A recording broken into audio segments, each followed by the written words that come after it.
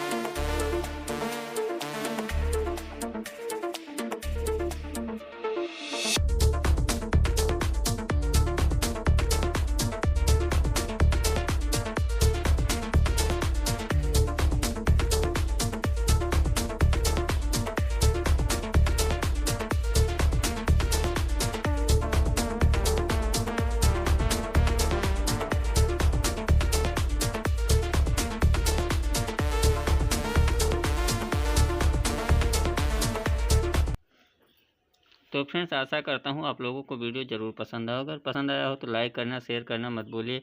अगर कोई दिक्कत है तो आप हमें कमेंट करके बता सकते हैं, हम पूरी कोशिश करेंगे और अच्छी जानकारी देने की। जो भी समझ में ना आया हो उसको आप कमेंट करके बता सकते हैं। तो इस प्रकार से आप इसका कनेक्शन कर सकते हैं। बिल्कुल आप देख सकते हैं काम कर रहा है, जल रहा है। तो इसी के साथ मिलते हैं किसी नेक्स्ट वीडियो में। तब तक के लिए नमस्कार, जय हिंद, जय भारत फ्रेंड्स।